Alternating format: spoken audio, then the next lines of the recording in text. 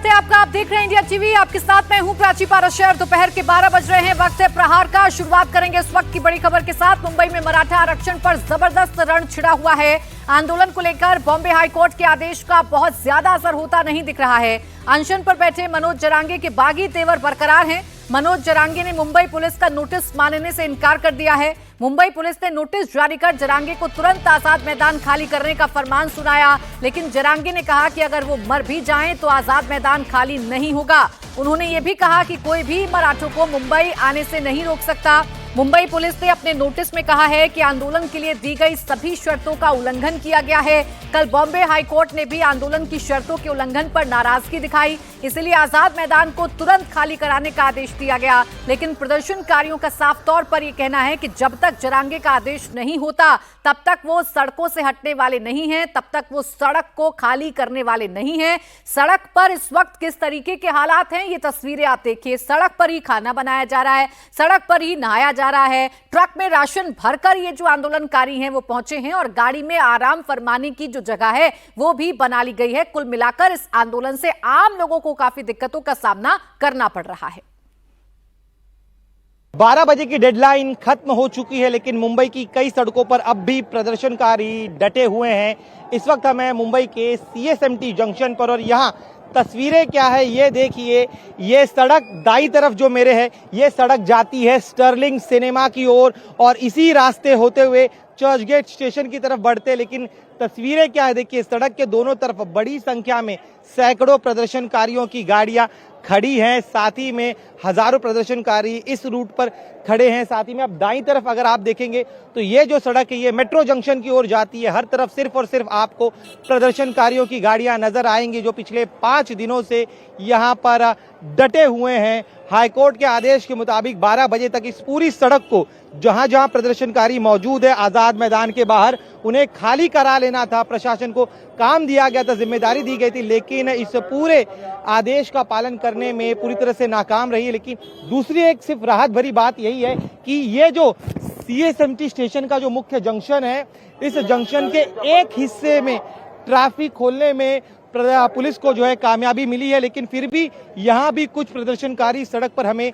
नजर आ रहे हैं। तो जो लगातार दावे किए जा रहे थे कि हम कोर्ट के आदेश का पालन करेंगे, तमाम प्रदर्शनकारियों को हटा लिया जाएगा, लेकिन ऐसा होता हुआ नजर नहीं आ रहा है। सामने देखिए जरांगे पाटिल के समर्थक नजर आ रहे हैं, जिनका कहना है कि जब तक उनकी मांगे पूरी नहीं होती तब तक वो इसी तरह इस जगह खड़े रहेंगे और इंतजार करेंगे कि सरकार जो है उनकी मांगों को पूरा करे और इस पूरे प्रदर्शन के दौरान कोई अप्रिय घटना ना हो। इसीलिए RAF की एक कंपनी को तैनात किया गया है।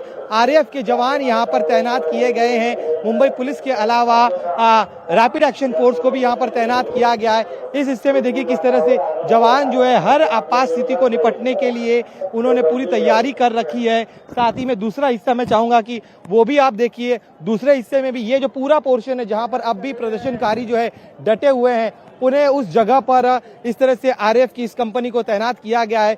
सड़क के दूसरों हिस्सों में भी मुंबई पुलिस के जवानों को तैनात किया गया है। रैपिड एक्शन कंट्रोल की जो टीमें हैं वो भी तैनात है, लेकिन यहाँ पर मूवमेंट जो है प्रदर्शनकारियों का वो लगातार जारी है और इसी मूवमेंट के बारे में लगातार शिकायत की जा रही थी। जो याचिका करता है इस पूरे मामले में, उनका कहना है कि जिस तरह से लोग यहाँ पर डटे हुए उस वजह से आम लोगों को काफी तकलीफें हो रही है। लेकिन अब चूंकि डेडलाइन खत्म हो चुकी है तो इसके बाद अब आगे सरकार का क्या रुख होता है, हाईकोर्ट में सुनवाई के दौरान क्या होता है, यह देखना अहम होगा। लेकिन इस समय यहाँ पर एक ही बात कही जा रही है प्रदर्शनकारियों की तरफ से कि वो जब तक मनोज जरांगे पाटिल का आदेश नहीं आता है तब तक वो इस जगह से नहीं हटेंगे।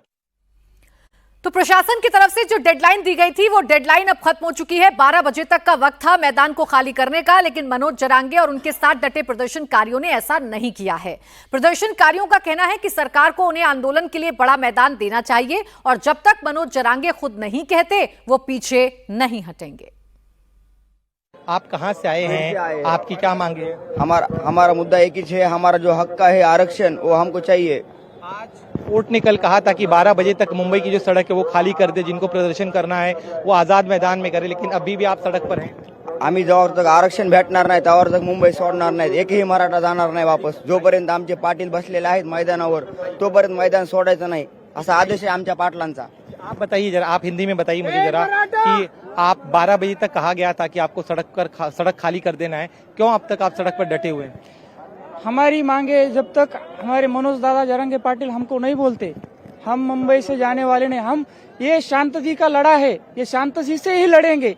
हमारी सरकार से एक विनती है, माय बाप सरकार, आप हमारे जो संघर्ष योद्धा मनोज दादा जरंगे पाटिल 5 दिन से अनशन पर बैठे हैं, उनकी मांगे जल्द से जल्द पूरे के। हमें कुछ ऐसी जरूरत नहीं इधर बैठने की, हमें शौक नहीं है। हम शेतकरी पुत्र है, हम हमारे हक की लड़ाई लड़ रहे हैं। मनोज दादा ने हमें बताया है जो शांति का लड़ा है वो शांत से, हम किसी को पुलिस को भी त्रास नहीं दे, किसी को भी त्रास देने यहाँ नहीं आए हैं। आप जो एक शिकायत की जा रही है कि आप लोग चूंकि सड़क पर खड़े हैं तो जो मुंबई कर आ जा रहे हैं उन्हें काफी दिक्कत हो रही है। कहाँ खड़े हैं? अभी तो खाली सड़कें करके दी है ना। अभी किसको भी कोई ट्रैफिक का प्रॉब्लम नहीं है, सबको हम सहकार्य कर रहे हैं। तो रास्ते सब खाली करके हमको जो जितना एरिया लग रहा है उतना तो ले ही ले रहे हैं, क्योंकि पब्लिक ज्यादा है, उसके वास्ते तुमको दिख रहा है कि ट्रैफिक को प्रॉब्लम हो रहा है।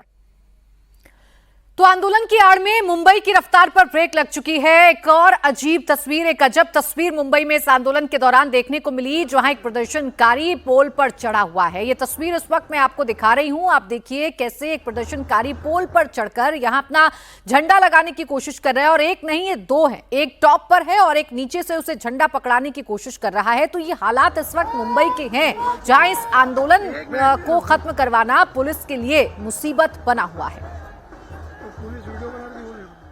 मराठा आरक्षण आंदोलन के लिए बड़े पैमाने पर जो मराठा समाज के लोग हैं इकट्ठा हुए हैं, लेकिन एक दृश्य हम आपको दिखा दें कि ये सीएसटी का जो सिग्नल है उसके ठीक ये जो पोल आप देख रहे हैं, सिग्नल का जो पोल है जहां पे सीसीटीवी भी लगे हुए हैं, वहां पर मराठा आंदोलक 2 लोग जो है बिल्कुल ऊपर चढ़े हुए हैं इस पोल के, और छत्रपति शिवाजी महाराज का झंडा उन्होंने वहां पे फहराया है और अब वो नीचे उतर रहे हैं।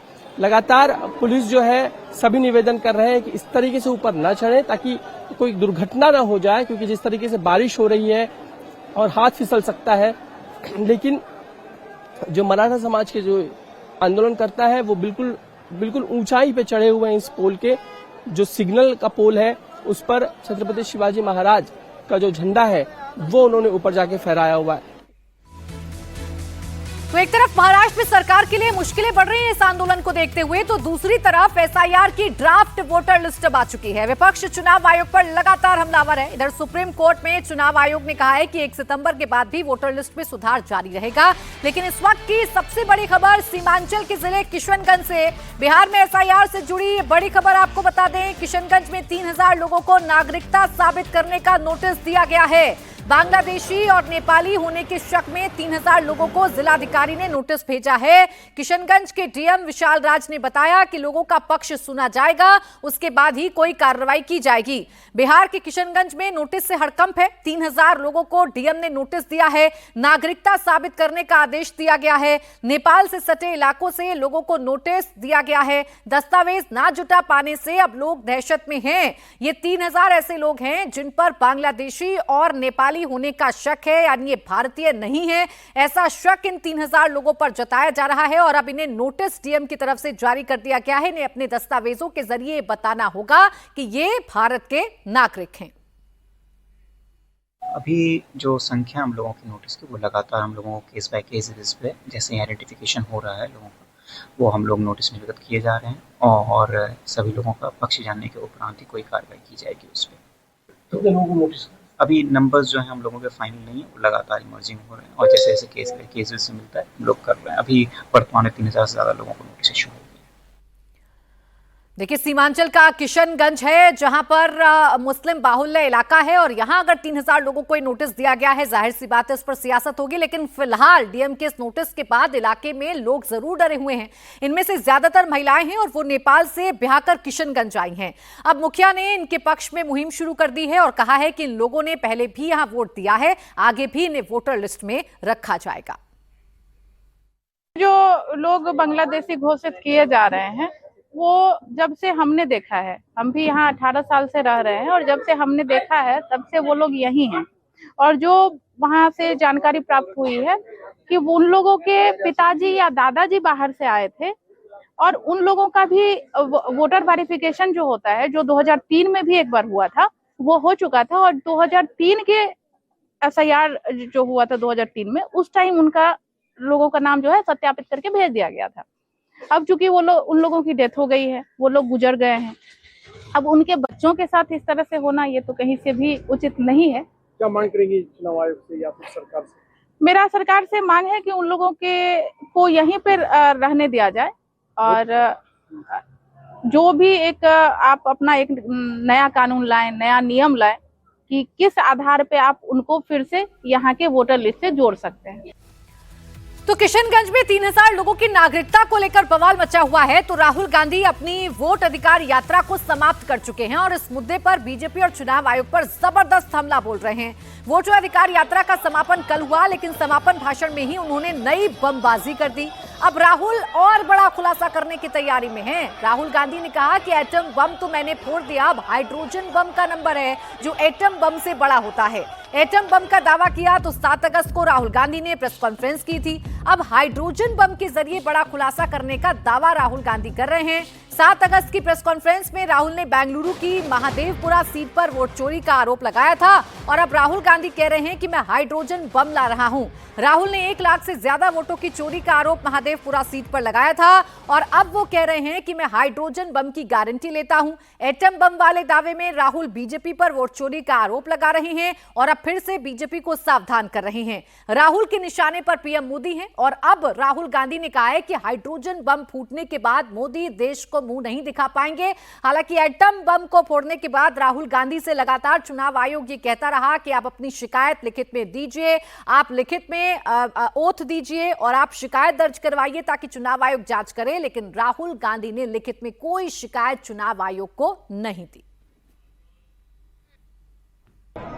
अब मैं बीजेपी से कहना चाहता हूं, अच्छी तरह सुन लीजिए, बीजेपी के लोग अच्छी तरह सुन लीजिए। भैया, एटम बम का नाम सुना आपने? सुना है एटम बम का नाम? उससे बड़ा क्या होता है? उससे बड़ा क्या होता है? एटम बम से बड़ा हाइड्रोजन बम होता है। होता है नहीं होता है? माधवपुरा में हमने एटम बम दिखाया था। बीजेपी के लोगों तैयार हो जाओ, हाइड्रोजन बम आ रहा है, हाइड्रोजन बम आ रहा है, तैयार हो जाइए। आपकी जो सच्चाई है, वोट चोरी की सच्चाई है, वो पूरे देश को पता लगने जा रही है। आने वाले समय में मैं आपको गारंटी करके दे रहा हूं, हाइड्रोजन बम के बाद नरेंद्र मोदी जी अपना चेहरा इस देश को नहीं दिखा पाएंगे। तो पहले एटम बम फिर हाइड्रोजन बम, कुल मिलाकर राहुल गांधी वोट चोरी का नैरेटिव चिपकाने की कोशिश कर रहे हैं। अब वो कितना सफल होते हैं तो बिहार के चुनाव के बाद ही तय होगा। आगे बढ़ेंगे, अब बात करेंगे उत्तर प्रदेश की, जहां राजधानी लखनऊ में योगी कैबिनेट की मीटिंग इस वक्त चल रही है और इस बैठक से जुड़ी हुई बड़ी खबर यह है कि इस बैठक में संभल की न्यायिक जांच रिपोर्ट आज पेश होने वाली है। पिछले हफ्ते सरकार को रिपोर्ट सौंपी गई थी, जिसमें बीते साल यूपी के संभल जिले में हुई हिंसा की जांच करने के लिए गठित हुई कमेटी ने रिपोर्ट सीएम योगी को सौंप दी है। इस रिपोर्ट में संभल में कब कब कितने दंगे हुए थे, क्या क्या इन मामलों में कार्रवाई हुई और हिंदुओं की घटती आबादी का कारण भी इस रिपोर्ट में बताया गया था, जिसको लेकर सियासी संग्राम छिड़ गया था। क्योंकि इस रिपोर्ट में चौंकाने वाला खुलासा ये हुआ कि संभल में लगातार आजादी के बाद से 78 सालों में हिंदुओं की आबादी घटती गई। जो हिंदुओं की आबादी 45% थी 1947 में, वो अब घटकर 15% हो गई है। इस रिपोर्ट में खुलासा यह भी हुआ कि कई आतंकी संगठन भी संभल में काम कर रहे थे। कई बड़े आतंकियों के नाम भी इस पूरी की पूरी जांच रिपोर्ट है उसमें सामने आए थे। हालांकि विपक्ष कह रहा है कि ये सिर्फ और सिर्फ मुद्दों से ध्यान भटकाने की राजनीति की जा रही है। ये तुष्टीकरण की राजनीति है जो इस वक्त सरकार कर रही है। विशाल प्रताप सिंह मेरे सहयोगी जुड़ गए ज्यादा जानकारी के साथ। विशाल, इस रिपोर्ट पर पहले ही काफी बवाल मचा हुआ है। इसका कुछ हिस्सा जो मीडिया के सामने आया उसको लेकर लगातार सियासी संग्राम छिड़ा हुआ है। अब ये रिपोर्ट कैबिनेट में रखी जाएगी, क्या जानकारी मिल रही है? क्या इसका विस्तार जो स्वरूप है वो सबके सामने आएगा?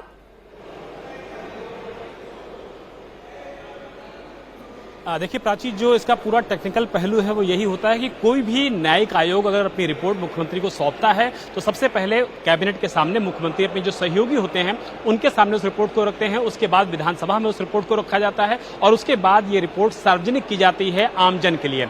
जो हमारी जानकारी है उसके मुताबिक आज के लिए इस आयोग की रिपोर्ट को रखा जाना प्रस्तावित था। हालांकि 1 घंटे की जो मीटिंग है और हमारे पास जो पल पल की अपडेटेड जानकारी है, मीटिंग अभी भी चल रही है योगी कैबिनेट की, और ये बताया जा रहा है कि 1 घंटे की मीटिंग चल चुकी है, बावजूद इसके अभी तक संभल न्यायिक आयोग की जो रिपोर्ट है वो मुख्यमंत्री के सामने फिलहाल नहीं रखी गई है, कैबिनेट के सामने नहीं रखी गई है। लेकिन जब तक कैबिनेट की मीटिंग चल रही है, जब तक ये मीटिंग खत्म ना हो जाए, तब तक किसी नतीजे पर नहीं पहुंचा जा सकता है। लेकिन जो सूत्र हैं वो ये बता रहे हैं कि संभवतः आज इस रिपोर्ट को, न्यायिक रिपोर्ट को कैबिनेट के सामने रखा जा सकता है, लेकिन 1 घंटे से ज्यादा का समय हो चुका है, लेकिन अब तक इस रिपोर्ट को नहीं रखा जा चुका है। इसका मतलब सरकार इसके कुछ और भी पहलुओं को विचार कर रही है, इसका जो टेक्निकल एक्सपर्ट्स होते हैं वो और भी निकाला जा रहा है। लेकिन जैसे ही ये रिपोर्ट कैबिनेट के सामने रखी जाएगी, इंडिया टीवी अपने दर्शकों को लगातार अपडेट जानकारी देगा। लेकिन पिछले 1 घंटा 10 मिनट से जो मीटिंग चल रही है कैबिनेट की, मुख्यमंत्री योगी आदित्यनाथ की अध्यक्षता में, फिलहाल अभी तक कैबिनेट के सामने इस न्यायिक आयोग की रिपोर्ट को संभल की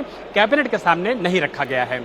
ठीक है, 450 पेज की न्यायिक रिपोर्ट है जिसमें कई बड़ी बातें निकलकर सामने आई। साजिश डेमोग्राफी बदलने की थी, संभल में आबादी कैसे हिंदुओं की घटी, इस बात को लेकर जानकारी निकलकर सामने आई। आतंकी मॉड्यूल का जिक्र किया गया। मुख्यमंत्री योगी आदित्यनाथ ने भी पिछली सरकारों को इस आधार पर जरूर आईना दिखाया। समाजवादी पार्टी पर मुख्यमंत्री योगी आदित्यनाथ ने अटैक बोला। अब विशाल, अगर ये कैबिनेट की बैठक चल रही है और आज ये बैठक में रिपोर्ट रखी जानी है, जानी थी, तो ये देरी किस वजह से हो रही है? अभी तक क्यों नहीं रखी गई है अगर 1 घंटा 10 मिनट की बैठक हो चुकी है तो? प्राची देखिए, कई बार जो मीटिंग होती है कैबिनेट की मीटिंग का एजेंडा तैयार होता है और कई बार ऐसा होता है कि जो बहुत महत्वपूर्ण विषय होते हैं, जैसा कि संभल की न्यायिक आयोग की जो रिपोर्ट है, ये अपने आप में बहुत ज्यादा संवेदनशील है, बहुत ज्यादा महत्वपूर्ण है। तो कई बार ऐसा भी होता है कि एजेंडे से इतर सप्लीमेंट्री एजेंडा होता है जिसको मुख्यमंत्री अपने पास से निकाल करके कैबिनेट में अपने जो सहयोगी सदस्य होते हैं उनके सामने रखते हैं, सरकार के उसमें अपना वक्तव्य देते हैं। मीटिंग में जो लोग मौजूद होते हैं कैबिनेट के या स्वतंत्र मंत्री, राज्य प्रभार, उन सबको उसकी जानकारी देते हैं। लेकिन जो जानकारियां अब तक सामने आई हैं वो ये बताती है कि संभल की ये न्यायिक आयोग की जो ठीक है, कुल मिलाकर विशाल, लेकिन संभल के सच पर दंगल जरूर शुरू हो गया है और एक दूसरे पर सियासी वार पलटवार किए जा रहे हैं। शुक्रिया तमाम जानकारी के लिए।